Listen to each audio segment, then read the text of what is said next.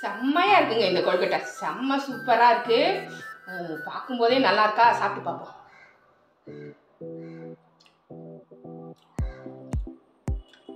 சூப்பரா இருக்கு. இது கோதுமை மாவுல செஞ்ச கொழுக்கட்டையா அப்படிங்கிறதே தெரியாது உங்களுக்கு.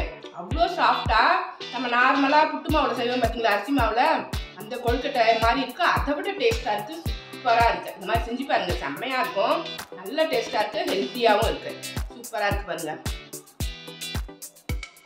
ஹாய் ஃப்ரெண்ட்ஸ், எல்லாரும் எப்படி இருக்கீங்க? உங்களை பார்த்ததில் எனக்கு ரொம்ப ரொம்ப சந்தோஷம். எல்லாருமே நல்லபடியாக இருக்கணும்னு சொல்லிட்டு கடவுளை வேண்டிக்கிறேன். இன்றைக்கி வந்து சூப்பராக ஒரு ஈவினிங் ஸ்நாக்ஸ் ரெசிபி தான் பார்க்க போகிறோம். ஈஸியாக ஒரு 10 நிமிஷத்தில் செஞ்சிடலாம்.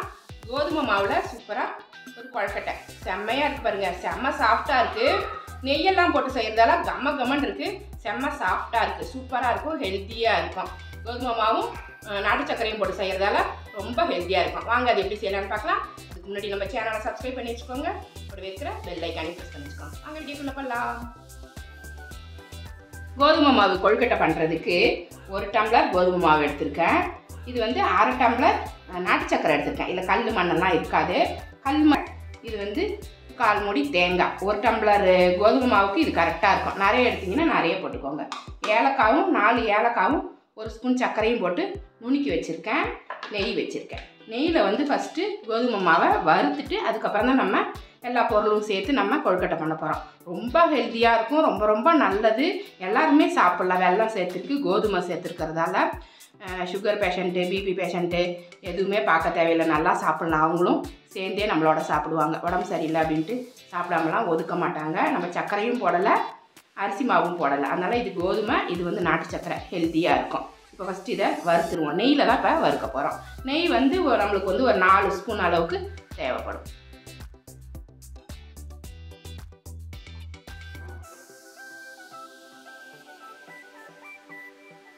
இது பெரிய ஸ்பூனாக இருக்கிறதால நான் 3 போடுறேன். உங்களுக்கு மாவு எவ்வளோ எடுக்கிறீங்களோ அதுக்கு தகுந்த மாதிரி நீங்கள் போட்டுக்கலாம். நெய் சூடாகிடுச்சு. இப்போ மீடியம் ஃப்ளேமில் வச்சுட்டு மாவை சேர்த்துக்கலாம்.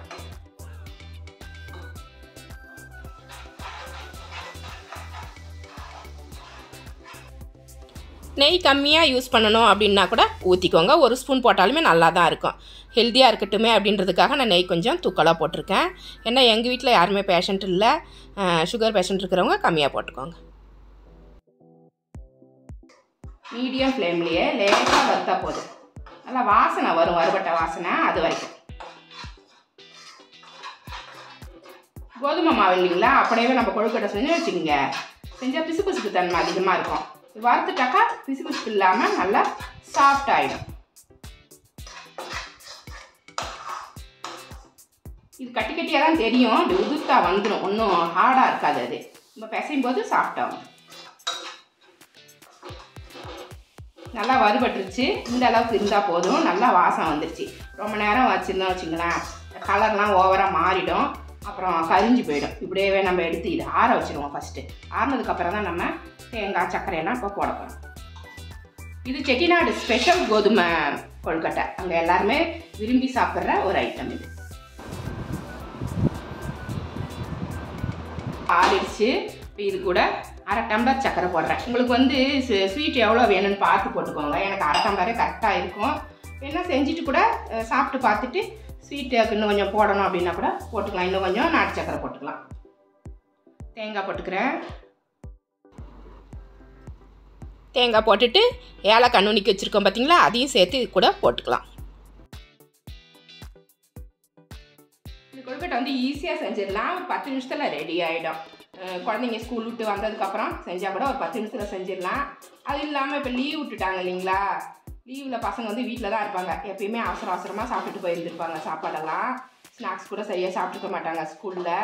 அதெல்லாம் இப்போ நம்ம இந்த லீவில் வந்து பசங்களை வந்து சரி பண்ணலாம். அவங்களோட ஹெல்த்துக்கு எது இதெல்லாம் நல்லதுன்னு பார்த்து நம்ம செஞ்சு கொடுக்கலாம். இன்னும் கொஞ்சம் கொஞ்சமாக தண்ணி தெளித்து பிசைஞ்சுக்கோங்க. ஓவராக தண்ணி ஊற்றிடாதீங்க. ஏன்னா வெல்லம் சேர்த்துருக்கோம் பாருங்கள், அதுவே தண்ணி விடும்.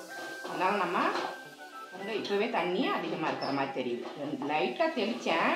வெள்ளத்தோட சேருது பாருங்கள், அதனால் அப்படியே இலகி போயிடும். அது இல்லாமல் மாவு வேறு லேசாக கதகதப்பாக இருக்குது. கையில் கொஞ்சமாக எண்ணெய் தடவிக்கோங்க. இல்லைன்னா நெய் தடவிட்டு குட்டி குட்டி கொழுக்கட்டையாக உங்களுக்கு எந்த சைஸ் வேணுமோ அந்த மாதிரி எடுத்துக்கலாம். இப்போவே சாஃப்டாக இருக்குது. இப்படியே சாப்பிட்லாமல, லட்டு மாதிரி இருக்குது. குட்டி குட்டியாக போட்டு சின்ன சின்னதாக செய்யும்போது குழந்தைங்க வந்து மிச்சம் வைக்க மாட்டாங்க. பெருசாக கொடுத்தோன்னு வச்சுங்க சாப்பிட முடியலன்னா அப்படியே பெரிய பெரிய பீஸாக வச்சுருவாங்க, நம்மளுக்கு வேஸ்ட்டாக போயிடும்.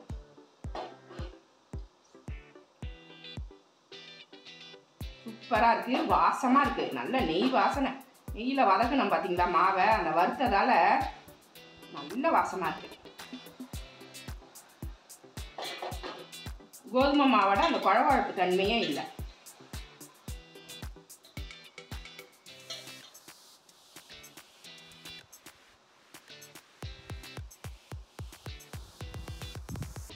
இட்லி பாத்திரத்தில் வச்சுட்டு நம்ம வச்சுக்கலாம். கீழே பிளேட்டில் வந்து எண்ணெய் தடவிருக்கேன். எண்ணெய் தடவிட்டு மூடிடலாம். இதுக்கு 10 நிமிஷம் வெந்தாலே போதும். ஏற்கனவே வறுத்த மாவு தான், 10 நிமிஷம் வெந்தாலே சூப்பராக வந்துடும். அது வேகட்டும், எடுத்துக்காங்க.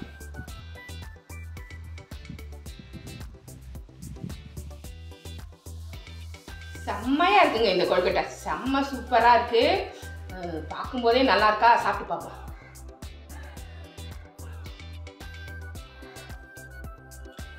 சூப்பராக இருக்குது. இது கோதுமை மாவில் செஞ்ச கொழுக்கட்டையா அப்படிங்கிறதே தெரியாது உங்களுக்கு.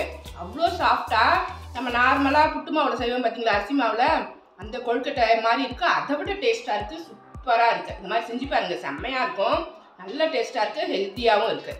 சூப்பராக இருக்குது பாருங்கள், அவ்வளோ சாஃப்ட்டு.